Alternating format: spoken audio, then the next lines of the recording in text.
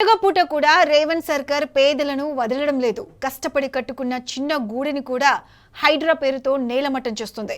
మేడ్చల్ మల్కాజిగిరి జిల్లా జగదిరిగుట్ట police station పరిధిలో హైడ్రా కూల్చివేతలకు పూనుకుంది. వందల మంది పోలీసుల బందోబస్తు మధ్య బాలయ్య బస్తీ, గాలి పోచమ్మ బస్తీలో ఇండ్లను కూల్చివేశారు. తమను పండగ పూట రోడ్డున పడేశారంటూ మహిళలు కన్నీరు పెడుతున్నారు. ప్రజాపాలన అంటే ఇదేనా అని సీఎం రేవంత్ రెడ్డిని నిలదీస్తున్నారు. ఇదే అంశంపై ఘటనా స్థలం నుంచి మా ప్రతినిధి రంజిత్ పూర్తి అప్డేట్స్ అందిస్తారు. అంటే పెద్దల పాలిట వరంగా అయింది, పేదల పాలిట శాపంగా అయిందని చెప్పక తప్పదు. హైదరాబాద్లోని కుత్బుల్లాపూర్ నియోజకవర్గంలో బాలయ్య నగర్ బస్తీలో దారుణంగా ఇంట్లో ఉన్న పిల్లలని వాళ్ళ యొక్క వస్తువులను బయటికి వేసేసి కూడా ఇండ్లు మొత్తం కూడా డిమాలేషన్ చేసే పరిస్థితులు కనబడుతున్నాయి. మొత్తం కూడా ఇక్కడ వందల కొద్ది పోలీసులు, దాంతో పాటుగా బందోబస్తు ఇంట్లో ఉన్న పిల్లల్ని కావచ్చు, సామాన్లను కూడా బయట వేసేసి వాళ్ళని ఇంట్లో నుంచి బయటకు వేసి కూలగొట్టిన పరిస్థితి. అమ్మ చెప్పండి, ఉదయం నుంచి అంటే ఎన్ని టిఫిన్స్ ఇట్లా తీసుకొస్తున్నారు, దేనికోసం అమ్మ? ఇక్కడ హైడ్రా అన్నట్టు సార్, ఇక్కడ పొద్దున మాకు ఏ ఇన్ఫర్మేషన్ ఇవ్వలేదండి. వచ్చి హఠాత్తుగా మొత్తం పడుకొనే ఉన్నాము. వచ్చి మొత్తం సడన్ గా కూలగొట్టి వెళ్ళిపోయారు. ఈ టైం దాకా తిండి తిప్పలేవు, పిల్లలకి ఎగ్జామ్స్ నడుస్తున్నాయి, చదువు లేదు. గవర్నమెంట్ స్కూల్ మా పిల్లలకి అందరికి పండగ పూట ఈ రోజు కనీసం పెద్దలకి ఇంత పెట్టుకుందామన్నా కూడా మాకు లేదు. బతుకమ్మ పండగ అప్పుడు మెయిన్ ఆడపిల్లకి వచ్చేది బతుకమ్మ పండగ, మాకు అది కూడా లేకుండా చేసిర్రు. మాకు ఇండ్లని కూలగొట్టిరు. పిల్లలకి చదువు అంటే కరెంట్ కూడా తీసేశారు సార్. అన్ని మీరు చూడొచ్చు. మొత్తం రేవంత్ అన్న ఏదన్నా సరే మాకు కొంచెం న్యాయం చేయండి. కబ్జాలు హైడ్రా అంటే ఉన్నోడి దగ్గర సార్, మా లేని దగ్గర కాదు. ఇక్కడ ఏం హైడ్రా ఉందని మీకు ఇక్కడ హైడ్రా చేయాలనిపిస్తుంది రేవంత్ అన్న. ఏది చేసినా చూసి చేయండి. మా బతుకు తెరివి ఇది. మేము పొద్దంతా కష్టపడితే గానీ మాకు పూట గడవని పరిస్థితి ఉంది. ఈ టైంకి చిన్న పిల్లని చూడండి సార్. మాకు చెప్పండి, మీకు అంటే ఏ ఇన్ఫర్మేషన్ ఇచ్చారా, లేకపోతే పండుగ పూట ఈ రోజు రావడం కారణం ఏంటి? లేదు సార్, పొద్దున్నే వచ్చిండ్రు. పొద్దుగాల నుంచి స్టార్ట్ చేసిండ్రు. పొద్దుగాల నుంచి తిండి తిప్పలేదు. ఇగో ఈ పరిస్థితి 10-12 గానికి వస్తుంది.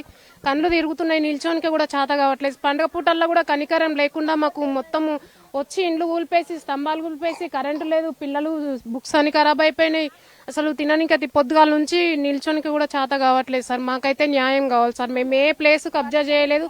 మాతో కొనేంత మనీ కూడా మాతో లేదు. 30 ఏళ్ల సంది మేము ఇక్కడ ఉండి, ఇక్కడ పెరిగి, ఇక్కడనే కష్టపడి మిషన్ దగ్గర దుమ్ముకు ధూళికి అంతా పని వేసి కష్టపడి లాస్ట్ కోసం మేము ఏదో చిన్న చిన్న గుడిసెలు వేసుకుంటాం. మా గుడిసెల పైన పడి మాకు లాస్ట్ కోసం మేము ఇక్కడ కూడా ఉండకపోతే ఎక్కడ ఉండాలి సార్? మీరే చెప్పండి. మాకైతే న్యాయం కావాలి. మేము దేనికైనా రెడీ, చావడానికైనా రెడీ. హైదరాబాద్ లో హైడ్రా అనేది కాపాడుతా అని చెప్పేసి రేవంత్ రెడ్డి సర్కార్ చెప్తుండ్రు.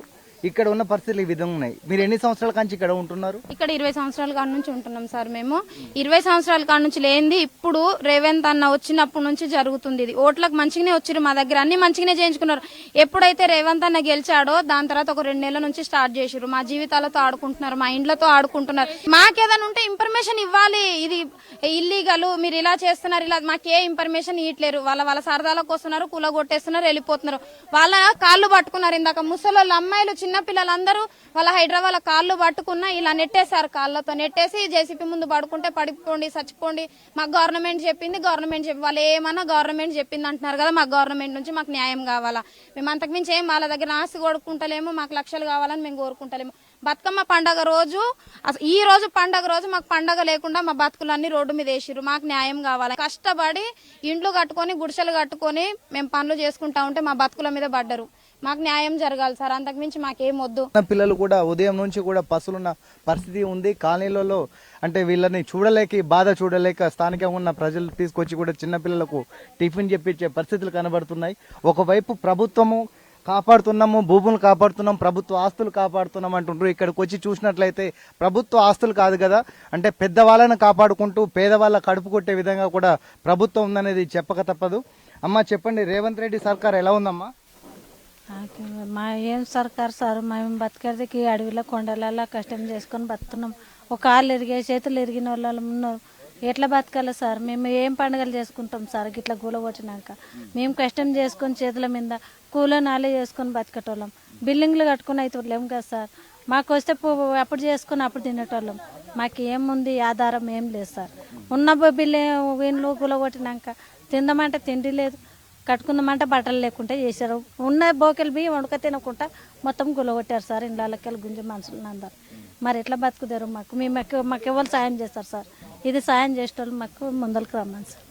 అండి, రేవంత్ రెడ్డి సర్కారు వచ్చిన తర్వాత పేదవాళ్ళని కాపాడతామంటున్నారు, దానిపైన మీ స్పందన? ఇదిగో మీకు కనిపిస్తుంది కదా, కాపాడితే కనిపిస్తుంది కదా.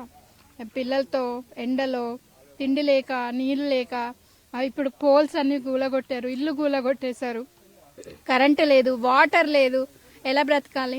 ప్రభుత్వం వచ్చిన తర్వాత ఏం జరిగింది? అందరు మాలానే అందరు ఇలాగే అవుతున్నారు. మరి ప్రభుత్వంకి ఏం అర్థం అవుతుందో నాకు తెలియట్లేదు. మా బాధ వాళ్ళకి ఆనందం ఇస్తుందంటే బాగుపడేటట్టు చేస్తాడు అని రేవంత్ అన్న గురించి గొప్పగా చెప్పుకున్నాం మేము. కానీ రేవంత్ అన్న చేసేది ఇదా?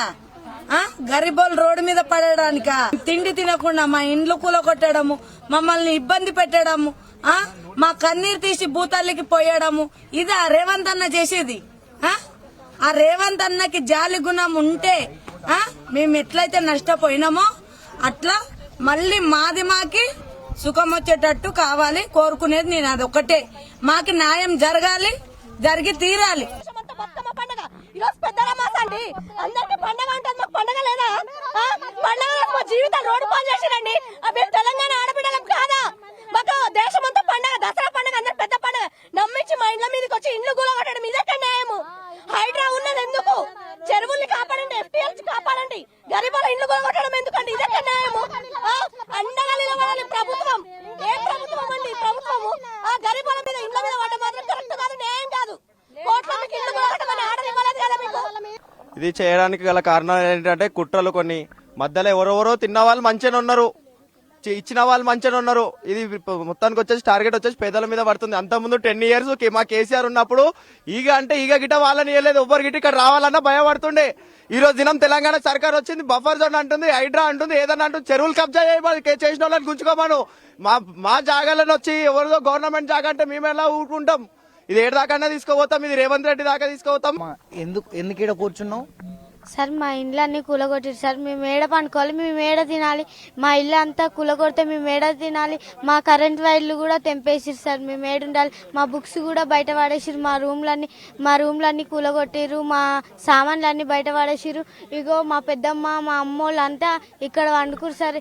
ఎట్లా కావాలి మాకు మరి? ఇప్పుడు నీ బుక్స్ ఎక్కడ ఉన్నాయి? నా బుక్స్ పడేసిరు సార్ అందరూ. ఎవరు కూల్ చేసిరు? రేవంత్ రెడ్డి మరి అందరు ఇండ్లు కట్టిస్తా అంటాడు. రేవంత్ రెడ్డి కూల్పేసింది సార్. 30 సంవత్సరాలు మా తాత వాళ్ళ అప్పటి నుంచి ఉన్నాం మేము. మా వాళ్ళు చనిపోయారు, మాకే ఉన్న ఇల్లు అంతా గుర్తు చేసారు. మాకు ఉండడానికి ఇల్లు లేదు, ఇప్పుడు తినడానికి తినలేదు. ఇంత చిన్న పిల్లని తీసుకొని ఏడు ఉండాలి సార్? మేము న్యాయం జరిగిందాక ఈయనే ఉంటాం రోడ్డు మీద. కరెంట్ కూడా లేదు ఉండడానికి, ఇప్పుడు ఇంట్లో వండడానికి తిండి కూడా లేదు, ఏం కూడా లేదు. ఇప్పుడు ఏం చేయాలి? ఇంత చిన్న పిల్లని ఎండలో పండబెడుతున్నాం, ఒకసారి చూడండి. ఇంకేడుండాలి? ఇల్లు లేని ఏడుండాలి? మరి రేవంత్ రెడ్డి సర్కారు ప్రభుత్వము అందరికి ఇండ్లు కట్టిస్తామని చెప్పేసి అంటుంది. ఎవ్వి కట్టేయలేరు. మా కష్టపడి చేసుకున్నాక ఆ ఇల్లు కూడా గులమత్తురు. మాకు ఇప్పుడు ఏం చేయాలి? గులమత్తురు, ఇల్లు లేదు, ఏం లేదు. ఏడుండాలి సార్? ఇప్పుడు ఎండలు ఇట్లనే ఉండాలా? అందరు పండుగలు చేసుకుంటే మేము ఎండలో ఉన్నాము, మాకు తినడానికి తిండి లేకుండా అయిపోయింది. చాయ్ కూడా ఇక పిల్లలు కూడా అట్లనే ఉన్నారు, ఎండకు గేరొచ్చి కూడా పడిపోయారు. పిల్లలను వేసుకొని రోడ్డు పైన ఇట్లనే ఉన్నాము. ఎవరైనా వచ్చి మాకు ఇట్లా అడిగిరా, ఏమైందని అడిగిరా? ఎవరు లేరు. ఆకలితో అందరు పిల్లలు వేసుకొని కూర్చున్నారు రోడ్డు పండి. కరెంట్ ఇంట్లో కరెంట్ ఉన్నది కూడా తెంపేసిరు. సరొకటి నా పేరు నవోదయ సిద్ధు, మాది Indian national human rights protection council Telangana state chairman. ఇక్కడికి ఎర్లీ మార్నింగ్ సండే రోజు, వర్కింగ్ డే కాని రోజు సండే రోజు వీళ్ళ ఎర్లీ మార్నింగ్ హైడ్రా వచ్చి వీళ్ళ ఇళ్లను ధ్వంసం చేసి కూలగొట్టడం జరిగింది వితౌట్ ఎనీ ప్రియర్ నోటీస్. వీళ్ళందరూ కేసీఆర్ గారి ప్రభుత్వంలో అంతకంటే ముందు 10 years 15 years బ్యాక్ నుంచి ఈ ఏరియాలో ఉంటున్నారు. సో ప్రభుత్వం ఎప్పుడైనా ప్రజల కోసమే ఆలోచించాలి, ప్రజల బాగు కోసం ఆలోచించాలి గాని వాళ్ళు ఉంటున్న ఇళ్లను కూలగొట్టడం ఏంది? ఇది 100% తప్పు. పెద్ద పెద్ద బడా బాబుల ఇళ్లను కూలగొట్టండి. బఫర్ జోన్ లో ఉన్నాయి, ఇప్పటికీ ఉన్నాయి. నేషనల్ హ్యూమన్ రైట్స్ కమిషన్ లో పిటిషన్ వేసాము. హైడ్రా రంగనాథ్ గారు, ప్రజల కోసమే కదా మీరు చదువుకున్నది, ప్రజలకు బాగు చేయండి, ప్రజలకు బాగయ్యే పనులు చేయండి. దయచేసి మీరు సలహాలు ఇవ్వండి, ప్రభుత్వానికి కూడా సలహాలు ఇవ్వండి. ప్రజలను బాగు చేసే ప్రభుత్వాలే ఎల్లవేళలా ఉంటాయి తప్పితే ఇలా ప్రజలకు ఇబ్బంది పెట్టే ప్రభుత్వాలు ఉండవు. పరిస్థితి అంటే పేదవాళ్ళ ఆనందం, అంటే పేదవాళ్ళలో కళ్ళల్లో ఆనందం చూడాల్సిన ప్రభుత్వం ఒక రాక్షసంగా పేదవాళ్ళ యొక్క ఇండ్లు కూలగొట్టుకుంటూ, పెద్దల ఇండ్లు కాపాడుకుంటూ అంటే భవంతులని కావచ్చు 30 నుంచి 40 ఫ్లోర్లు ఉన్న అక్రమాలకు సంబంధించిన బిల్డింగ్లను కూల్చగొట్టకుండా పేదవాళ్ళ కడుపులు కొడుతుంటే తిండి లేక తిప్పలు లేక కూడా రోడ్ల మీద కూర్చొని ఎవరో డోనర్స్ తీసుకొచ్చి పెడితే టిఫిన్స్ తీసుకునే పరిస్థితులు ఉన్నాయి. కనీసం ఇంట్లో ఉన్న సామాన్లు తీసుకునే పరిస్థితి లేదు. ఇంట్లో ఉన్న బయటకు కూడా వండుకోవడానికి కూడా పండగ పూట రోడ్లపైకి వచ్చారంటే ఈ విధంగా ప్రభుత్వం ఉందని కూడా స్థానికంగా ఉన్న ప్రజలు చెప్పే పరిస్థితులు కనబడుతున్నాయి. కెమెరామన్ మధుతో రంజిత్ టీవీ హైదరాబాద్.